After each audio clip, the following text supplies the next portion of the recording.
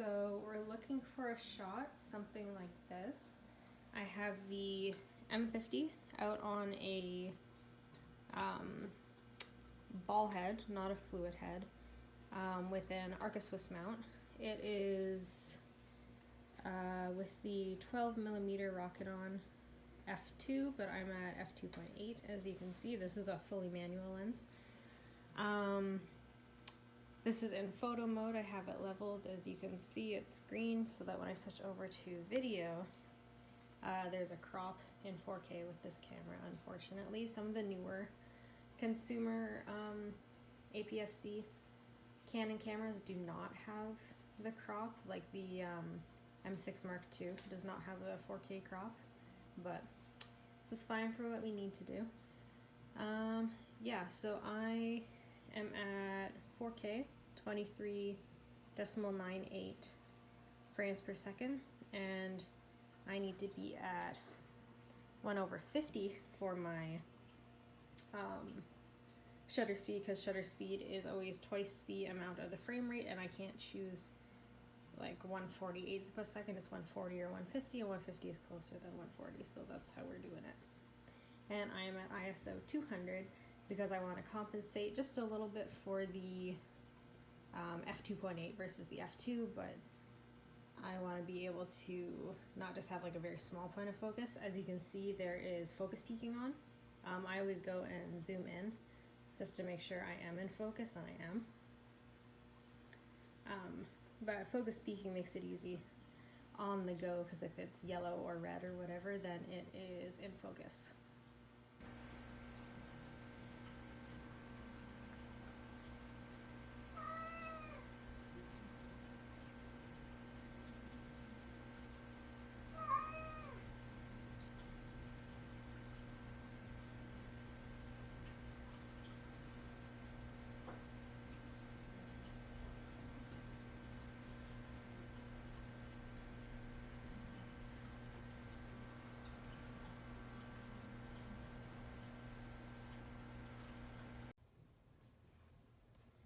Okay, so for the next shot, I wanted to get it being taken off the hook. I switched over to the 50mm 1.8, and that's not a native lens for this camera. It uses a different mount, so it has an adapter. I am at still 1/50. I'm at f2.8 again. I'm at ISO 320 instead, however, because it's a little bit darker over here, and I don't want to turn on the kitchen lights because they're very yellow. I pulled out the Rode VideoMic Pro, so I'm going to make sure that is on. I'm probably going to throw high pass on as well, because I want the sound of it being taken off the hook, but I don't want a bunch of extra like lower sounds, I guess, just from like existing.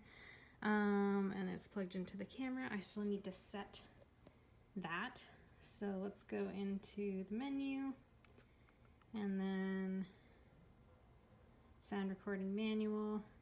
Right now with me talking, I mean I'm facing behind the microphone. It's already almost hitting right by the 12, which is where you're trying to get it, which means I'm not sure if it's going to be okay when I take it off or not, because obviously I'm talking a lot louder than the sound of the case being taken off the hook.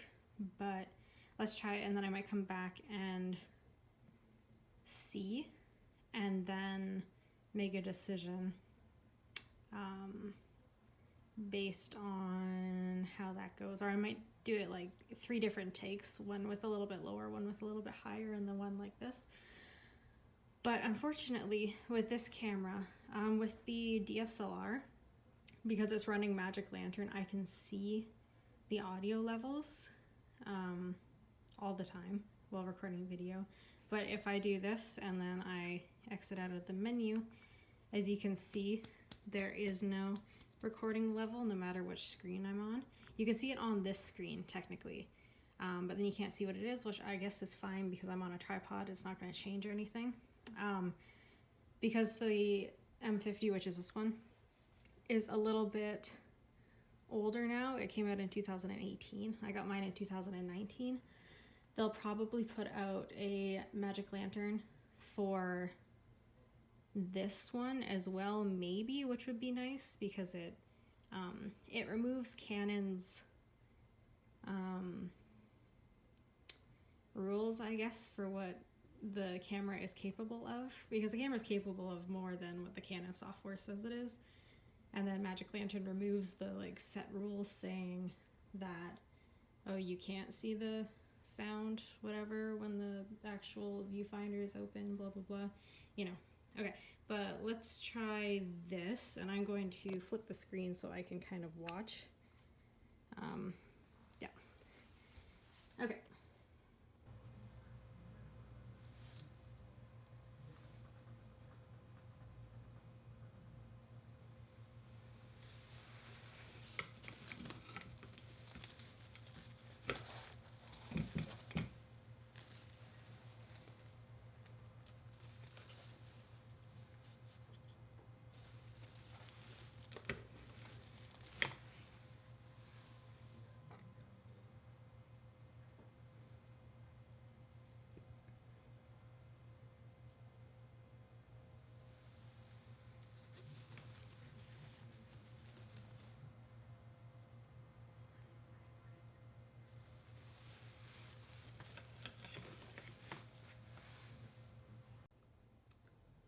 I think it ended up all right, but I'm going to try again. I put this up to plus 20 because Canon's preamps are known for not being great. So we are going to go into this, and then we're going to adjust this down a little bit. And then hopefully it compensates. We will take a look later though.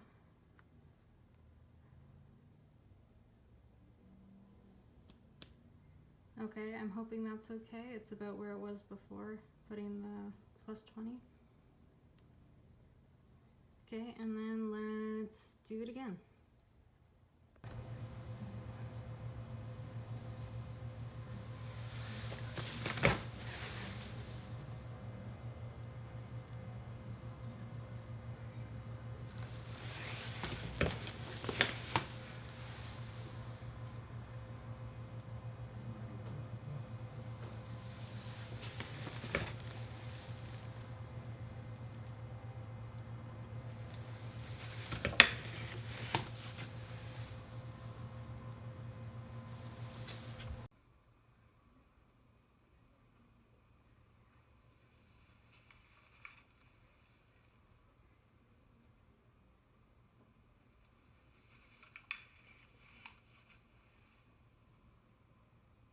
Okay, I think this one is fine, so we're going to leave it at that.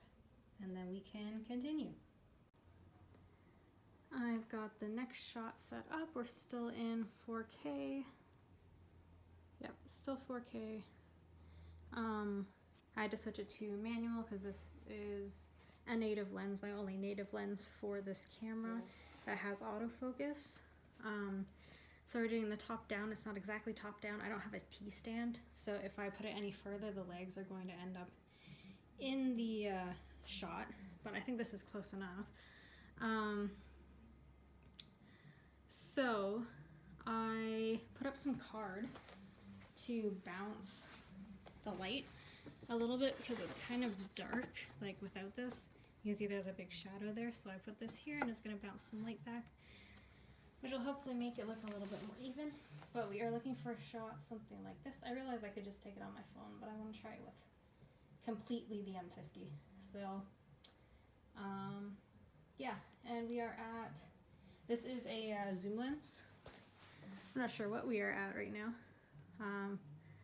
F4. This lens only starts at F3. This is one of my darkest lenses, but it has the distance I need. And we are,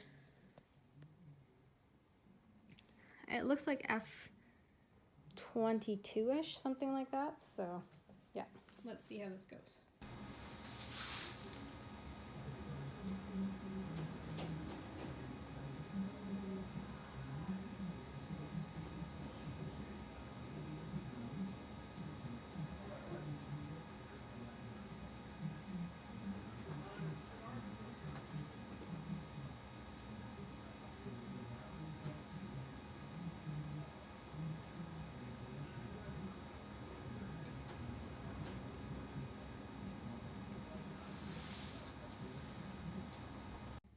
I am still using the little lens. We are at, let's see, it's hard to see.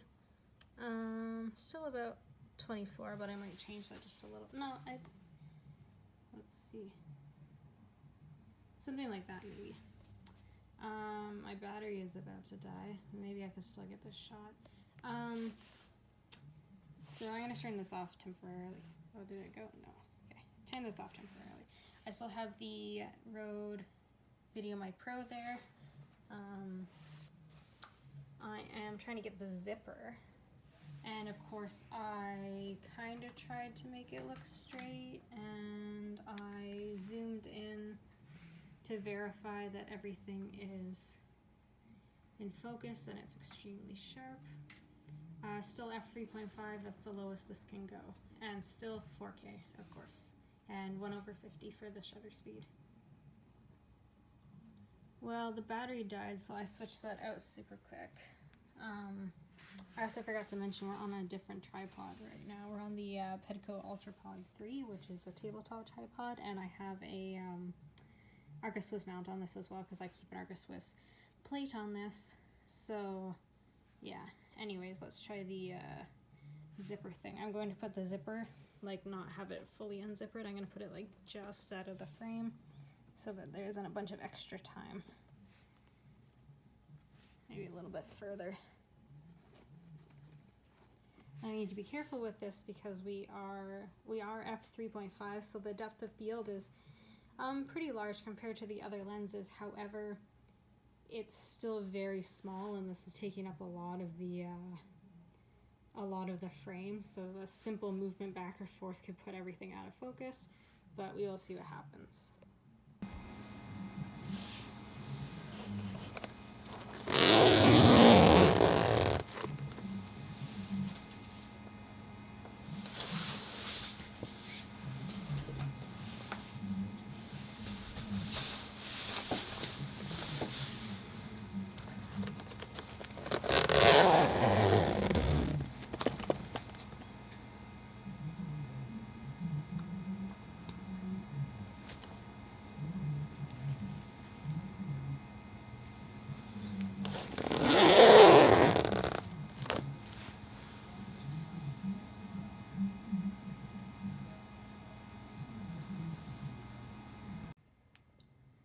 So next I'm going to take the ukulele out of the case, so I'm just going to try and lift it straight up. I actually decided to just leave the head there so that when I do this, it's not too crazy. I need to switch focus though, so I'm going to go over here, focus on something, probably this first tuning peg, and then manually focus until it's in focus. And that looks pretty great to me. And go back, and now the case is slightly out of focus, but this is in focus, so let's see how that goes.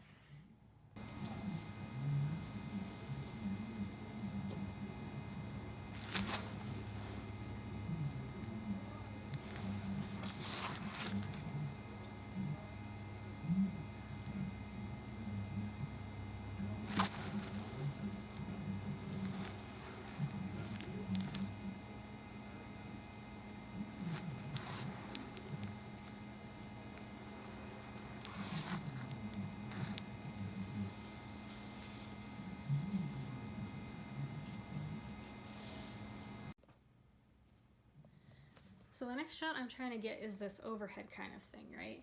The issue I'm having is that this is not balanced. So it doesn't sit flat because the head is unbalanced with the body. So I'm literally just taking the battery that just died and I am throwing it under here so it's not so large, and you should not be able to see it from above. So I think that will solve that problem, and we're going to switch back over to the big tripod now. We are back on the big tripod. Apparently I knocked this, so I hope that did not knock in the last thing because it needs to be at 1/50, so I might have to redo the pulling out of the case thing, but I digress. We're at f4 right now because we zoomed into probably about 20 millimeters right now. yeah, so I have the instrument next to the case, and you can't see the battery, so that's good. Yeah, so I'm just gonna do probably 30 seconds of this, and then if there's shake from wind or whatever, it's pretty windy out, I can choose a section without it. Yeah.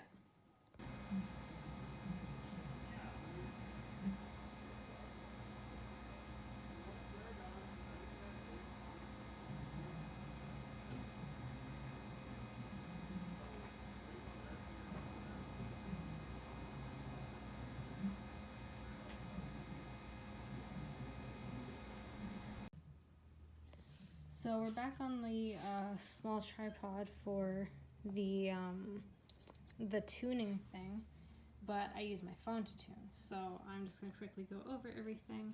I'm going to aim to put my phone right about, where is it, right here? Right here, I guess. Actually, I'll probably tip this down a little bit.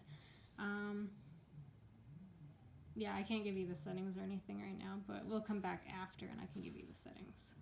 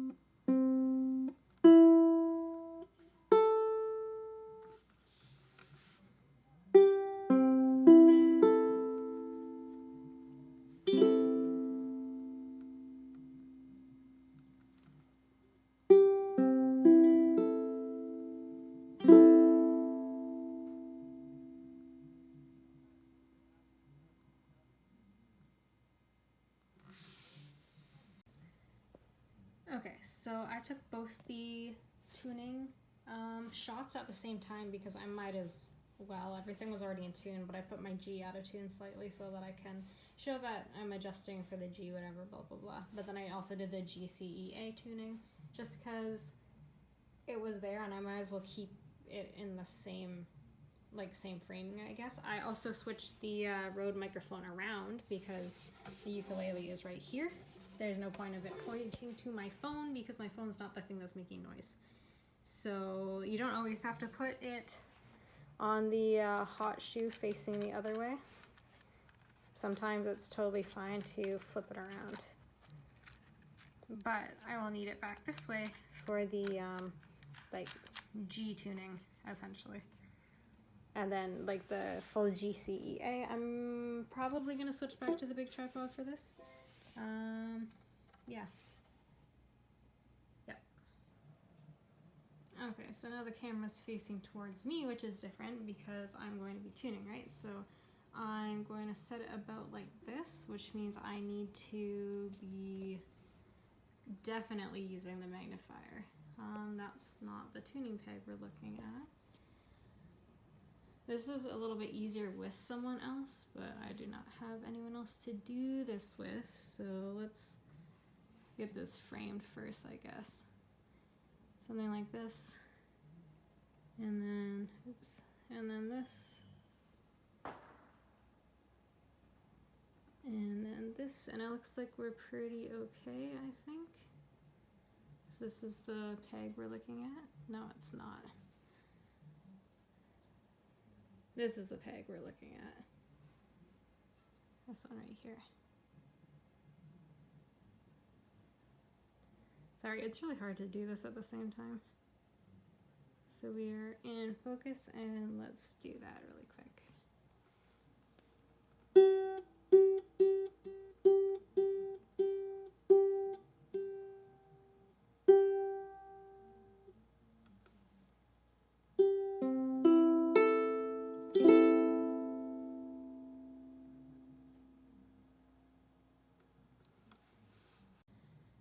So we are now on a different tabletop tripod because the Petco is too short. and I need it to be like a tone hole level essentially, and I'm sitting on the floor right now, so this is way too short. I guess I could prop it off on a table or something, but this one works fine. So we are at 15 millimeters, f3.5, still ISO 100, and of course still 4K. We have to check to make sure everything is in focus, which I already did. You can tell by the yellow on the screen. But we're going to do the like tuning from this point of view thing. So let's see how that goes.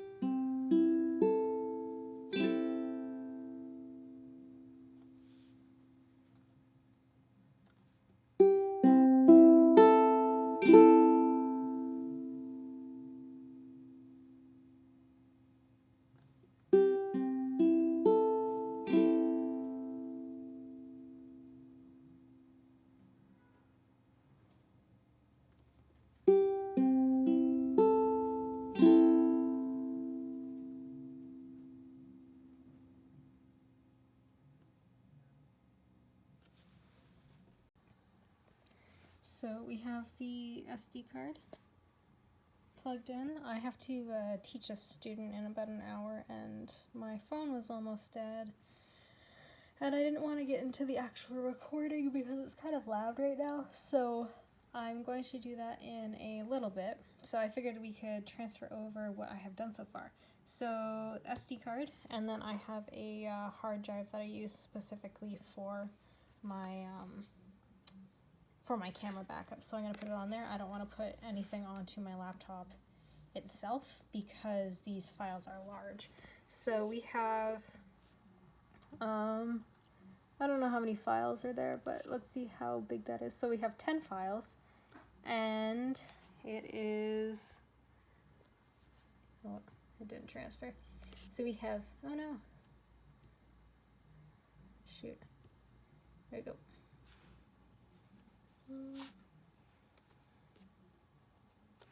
So we have 10 files, and those 10 files alone are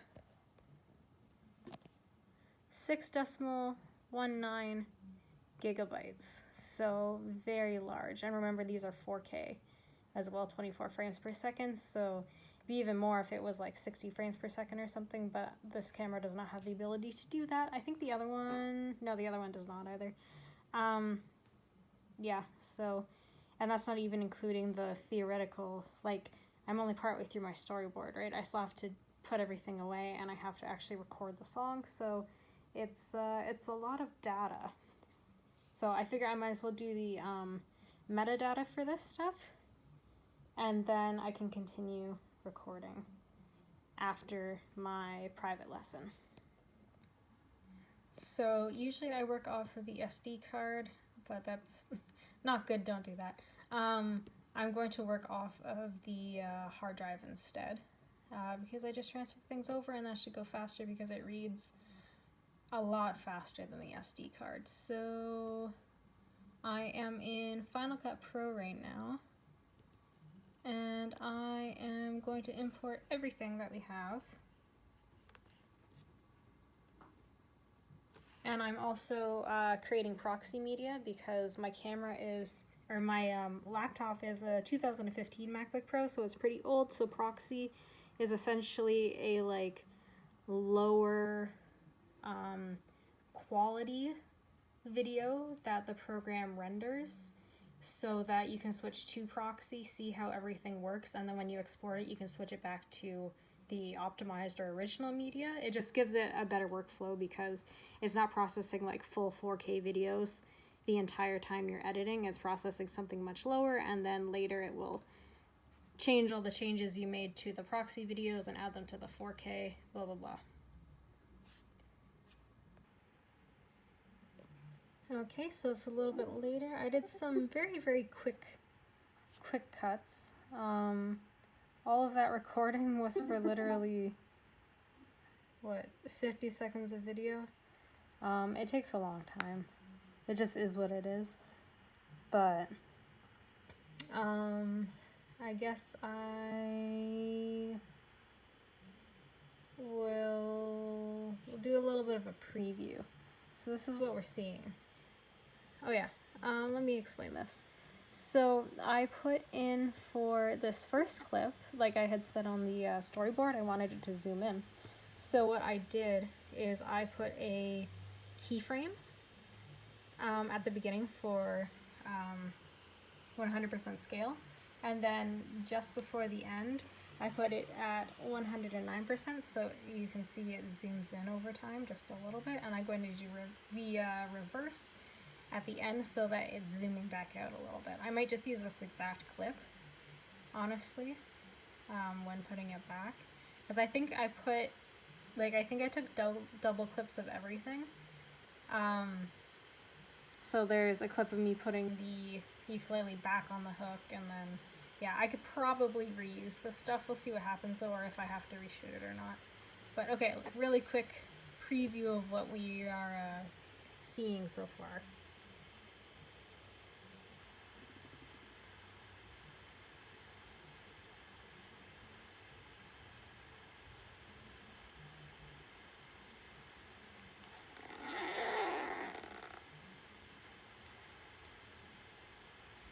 I just realized I skipped some. No, there it is. Never mind.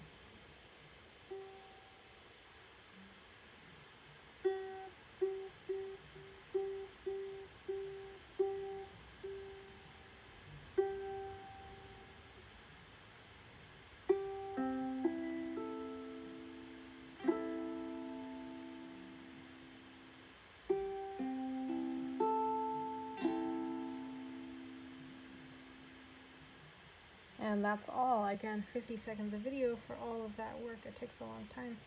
So what I'm going to do now, what's next in the storyboard, is actually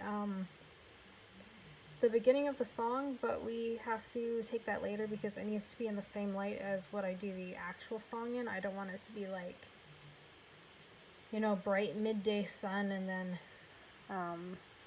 like evening when I do the rest of the thing or something. That's just like for continuity it doesn't look right. So we will do that together, but I could probably edit the reverse, like putting it away kind of thing, because that's not too bad. And like I said, I have doubles of everything, so I can just insert the last 3 clips later. I think I'm just missing 3 clips. I might do that tomorrow because it is looking pretty stormy outside right now, so the lighting's not necessarily great, but we will figure out what we do later, and then obviously you'll see what it looks like in the finished product. And then I also need to edit these clips together as like a little bit of a behind the scenes thing, which I think is pretty neat. Yeah, I will do that in a separate video though. Like, this will be a separate video on its own, and then I will do the ukulele thing on its own as well, and then just submit 2 links essentially, so you can see both the final product like as its own video, and then also this and like how to get the final video, essentially, like the process of what we went through. Yeah. So I'm just about to do the actual playing part. I have everything set up. We're on the bigger tripod right now, but it's down at like face level, I guess. 18 millimeters ish.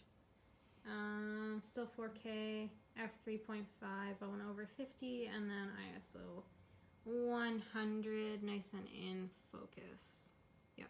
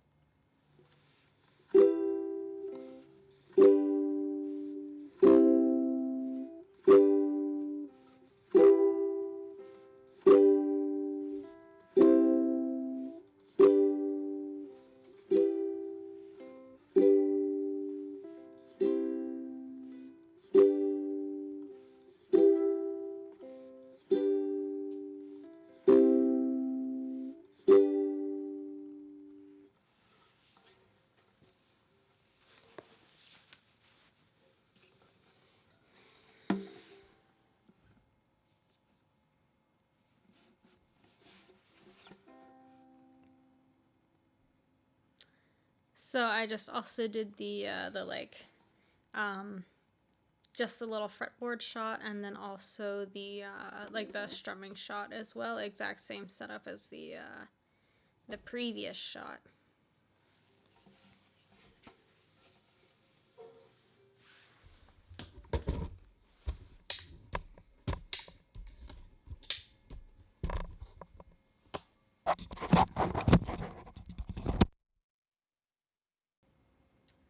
So I just also did the like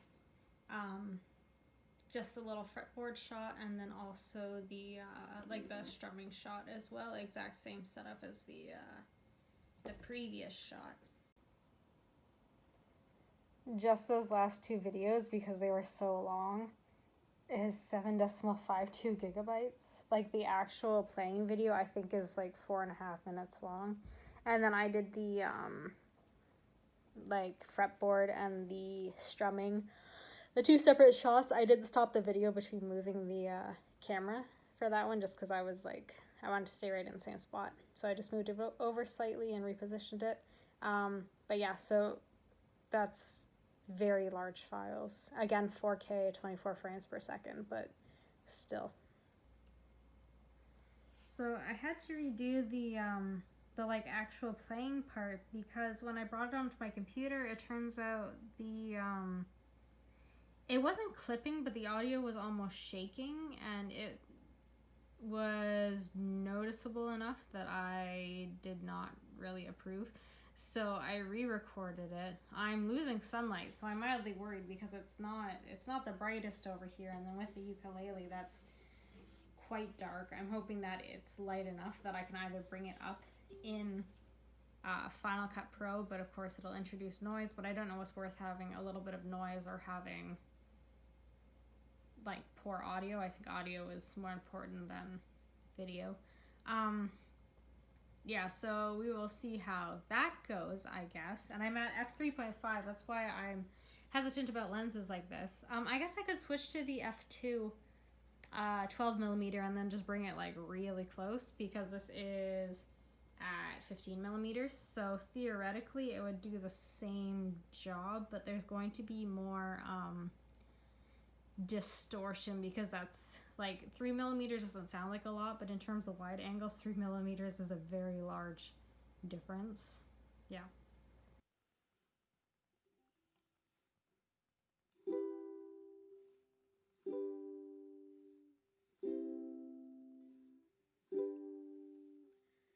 There was a time when I was alone, nowhere to go and no place to call home. My only friend was the man in the moon, and even sometimes he would go away too. Then one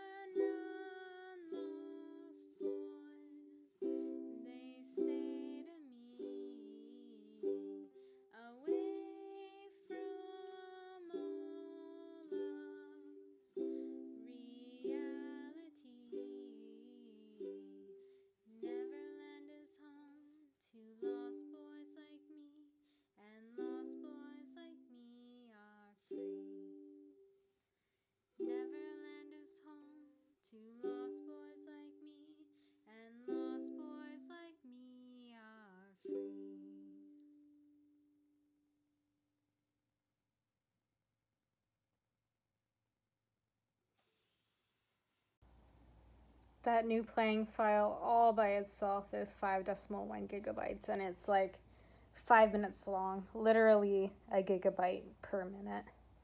And I'm not even shooting in RAW. This does not have RAW capabilities, so yeah, I can't even imagine what the, well, I guess it was calculated, but like, you know, that's a lot of data, which is both good but also like not great in terms of computer space. That's why I edit off of, or for this specifically, I'm editing off of the hard drive, because I don't want like an extra 25 gigabytes sitting on my laptop personally.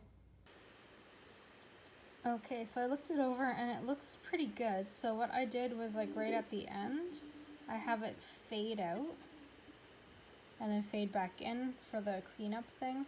And then also I did this cool thing way over here.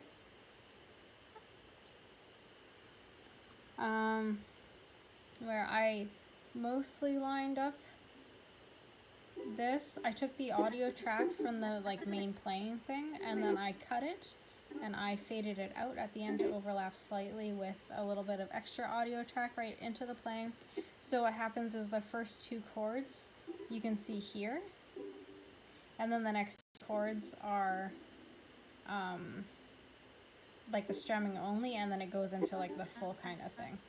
So I think that worked out very well, and I think I'm actually ready to export it. So I don't really feel like adding anything else. I don't want to put subtitles or anything on this. I can put something on like the iPhone version, like the behind the scenes, but I don't want to add anything to this video specifically, because I just kind of want it to like be silent, and then the music speaks for itself and then goes back to silence. That's what I have in my mind. It is definitely a little bit dark. The sun was kind of moving in not a great way, so it gets pretty dark, but it is what it is. You can still see it just is darker than I would like, but either way.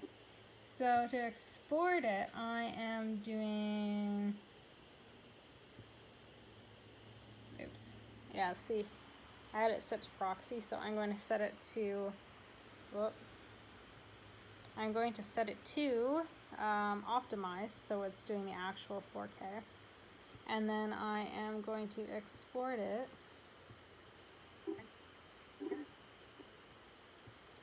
as 4K computer. Now let's see how big this is. 2.53 gigabytes, that's not even bad. Oh, and then I messed that up, but that's okay. Yeah, and then I think I will do, no, actually let's change it. Let's not, so it's 6 minutes and 42 seconds long. So let's do the master file for this, which is going to be huge. So not audio only, video and audio. And I don't think I can export that. That's insane. Maybe I'll do it anyways, and then I will do this like iPhone video in the non-exported, or the non like the H64 versus the ProRes 422. Well, I guess I could put, this is H60 or 264. Yeah, so that's pretty much the same, because this is like what I'd normally do for YouTube, whereas this is like for like the master copy, you'd want to export it with your source, which is Apple ProRes, but that is insane for 6 minutes. So I guess I will go with the H264 then. Yep, video and audio, H264. It is in 4K. Yeah, I think that's all, and it is saving as a MOV, which is totally fine, I'm assuming. Okay. This is so large that the library for this project, well, this is my main library, but I usually, it's usually about 20 gigabytes, and just from adding all of this 4K stuff, it's up to 65.8. So I am going to delete generated library files, which will clear up some space. Cancel tasks, and then delete library generated files, and then I am deleting only the unused render files. So I guess I could delete the proxy media as well, because we are exporting the optimized. So that is totally doable as well, and that should clear up a bunch of space. So let's see what happens after. It was at 65.